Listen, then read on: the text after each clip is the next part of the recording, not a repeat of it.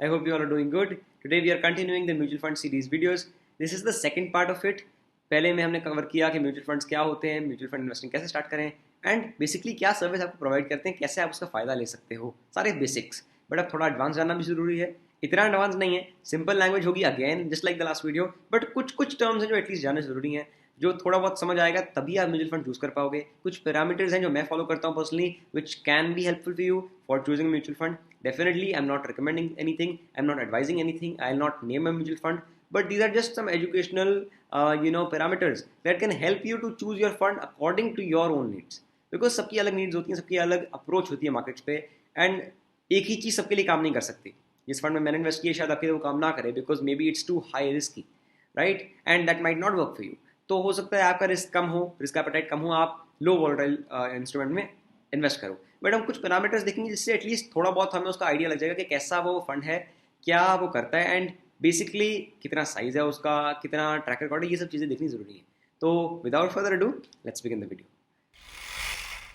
As I said, this is the second part of the video. So here we will be discussing some parameters that I personally follow, and the first one definitely will be the size of the mutual fund, which is the AUM. ये एक term है जो आपको जाननी जरूरी है. AUM मतलब कि एसेट अंडर मैनेजमेंट. कितने एसेट्स हैं म्यूचुअल फंड के अंडर मैनेजमेंट में, कितना एसेट्स हैं, जो कितना पैसा है जो वो पर्टिकुलर फंड मैनेज कर रहा है. हो सकता है 10,000 करोड़ हो सकता है 50,000 करोड़ हो, कोई कोई म्यूचुअल फंड्स तो 1 लाख करोड़ में मैनेज करते हैं. बट ऑफ कोर्स आपको क्या ट्राई करना है, इससे क्या जानने को मिलेगा, यही जानने को मिलेगा कि यार कितना साइज है फंड का.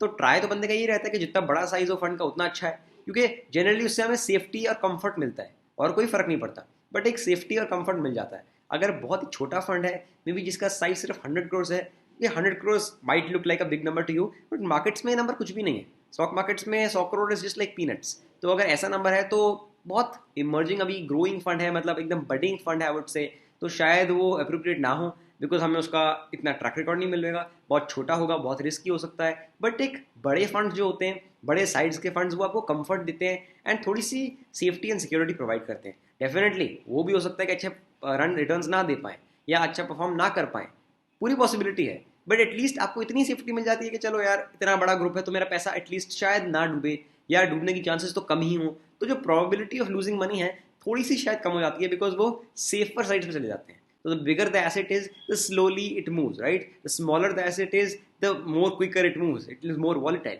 That is the only difference. But yes definitely I do look at the basic AUM, basic size of the fund, कि एटलीस्ट बहुत ज़्यादा ही छोटा ना हो. कितना ही छोटा है तो फिर कल को पता नहीं रहे ना रहे, कल को पता नहीं सही से काम हो ना हो, या बहुत रिस्की ना हो जाए. सो एटलीस्ट मैं AUM ज़रूर देख के चलता हूँ जिससे मुझे आइडिया लगता है फंड के साइज का. This is the first point, clear, sorted.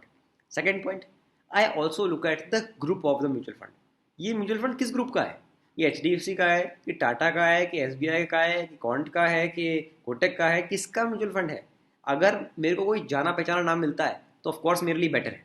And also please note that this is not recommendation, मैंने जो भी नाम लिए हैं सिर्फ एग्जाम्पल्स के लिए हैं. बट येस, ये सब थोड़े जाने पहचाने नाम है. इंडिया में अगर आप रहते हो तो आपको ये सब नाम पता ही होंगे.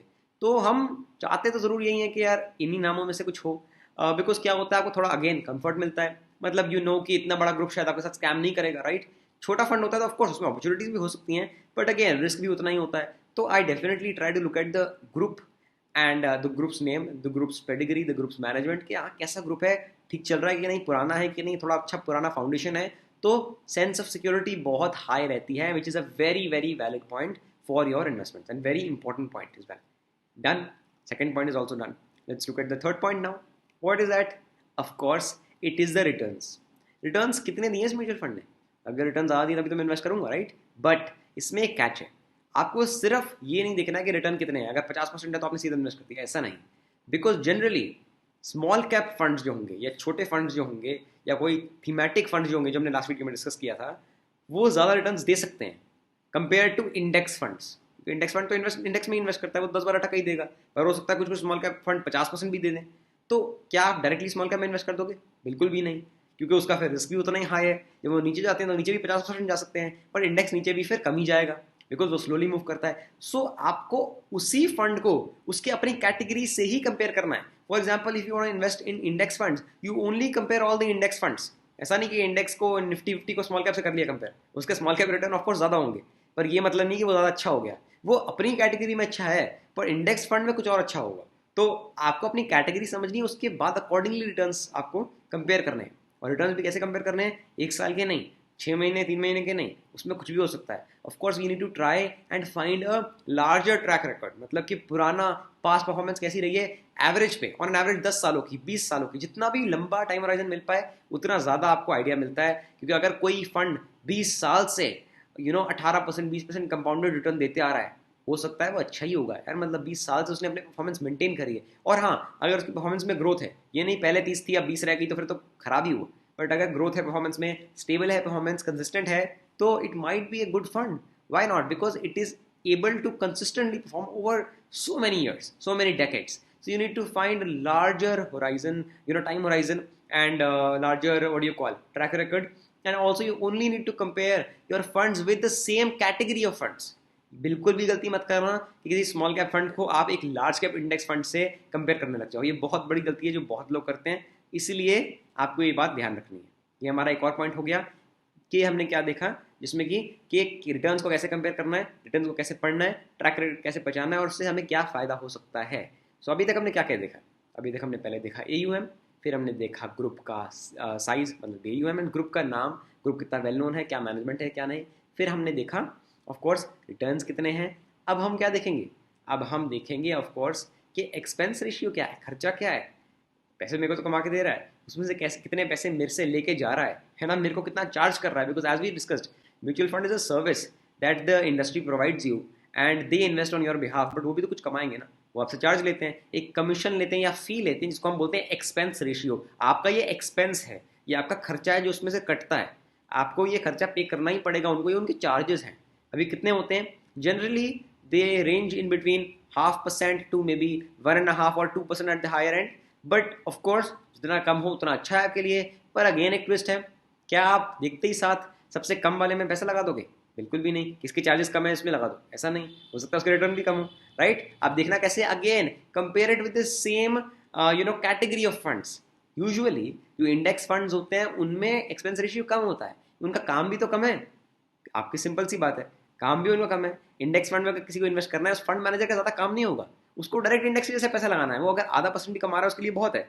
But on the other hand, अगर फंड को रिसर्च करनी पड़ती है एक्टिवली, बहुत काम करना पड़ता है, अपने हिसाब से स्टॉक्स बनाने पड़ते हैं बास्केट, उनका काम ज़्यादा है, हो सकता है वो 1.5% की भी एक्सपेंस रेशियो चार्ज करें। So you get the difference now. ऐसा नहीं है कि कम एक्सपेंस रेशियो सीधा पैसा लगा देना है, या ऐसा नहीं कि ज़्यादा रिटर्न सीधा पैसा लगा देना है। ये चीज़ें आपको अपने कैटेगरी ऑफ फंड्स के हिसाब से कंपेयर करनी है, सेम कैटेगरी ऑफ फंड्स के हिसाब से, जिससे आपको एक अच्छा बेटर क्लियर आइडिया मिलेगा। This is one thing to really note down कि सेम कैटेगरी ऑफ फंड से ही कंपेयर करना है। बिकॉज स्मॉल कैप्स फंड में usually expense ratio is higher, index funds में usually expense ratio is lower, क्योंकि index funds में काम भी कम करना पड़ता है, स्मॉल कैप में काम भी ज़्यादा होता है। सिंपल सी बात है, कुछ रॉकेट साइंस नहीं है। वो कमा के दे रहे हैं वो भी चार्जेस लेंगे, और जितना ज़्यादा वो काम कर रहे हैं उतने वो भी चार्जेस लेंगे, सिंपल है। But of course same category of fund से कंपेयर करोगे तो आपको आइडिया लगेगा कि इंडेक्स फंड्स में कौन सा ग्रुप सबसे ज़्यादा चार्जेस ले रहा है और सबसे ज़्यादा कौन सा कम।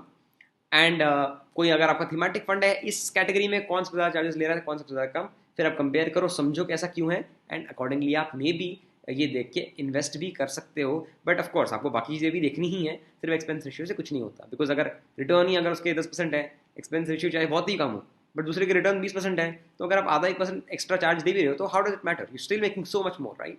तो these are some things you really need to consider. हमने जो भी देखा, AUM asset under management, group का साइज, ग्रुप का नाम कितना वेल नोन है, कौन सा ग्रुप है, मैनेजमेंट क्या है, ट्रैक रिकॉर्ड कितने रिटर्न्स हैं, कितने साल से कितने रिटर्न है, कैसे उसको कंपेयर करना है। देन हमने देखा एक्सपेंस रेशियो, कितना खर्चा जाता है उसमें, कमीशन मतलब जो आप कह सकते हो, चार्जेस होते हैं, वो भी किस हिसाब से कंपेयर करने हैं। ये सब चीज़ें आपको याद रखनी है। ये सब चीज़ें मैं पर्सनली देखता हूँ एक म्यूचुअल फंड में इन्वेस्ट करने से पहले। और भी बहुत चीज़ें हैं जो हम धीरे धीरे आगे समझेंगे। For example the stocks they invest in, मतलब आपको ये भी दिख सकता है कि उन्होंने किन एसेट्स में पैसा लगाया है, आप ये चीज़ें देख सकते हो, ये चीज़ें अवेलेबल होती हैं। पर उनके लिए थोड़ा सा डीप जाना पड़ता है आपको उनके डॉक्यूमेंट्स फाइंड करने पड़ते हैं, and then you can have a look at that. But of course वो चीज़ें चेंज होती रहती हैं, they keep rebalancing the stocks, but generally एक आइडिया मिल जाता है कि हाँ इनकी टॉप होल्डिंग्स क्या हैं, जिससे आपको अंदाजा लगता है उनकी इन्वेस्टिंग स्टाइल का। And if you like it then only you can invest in the fund, otherwise you can probably even ignore it. And that is one thing I love about these funds. तो आपको updates मिलते रहते हैं once you become an investor, and even if you are not, you can try to find their holdings for the last quarter and then get a broad based idea कि ये fund किस investment thesis पे काम करता है।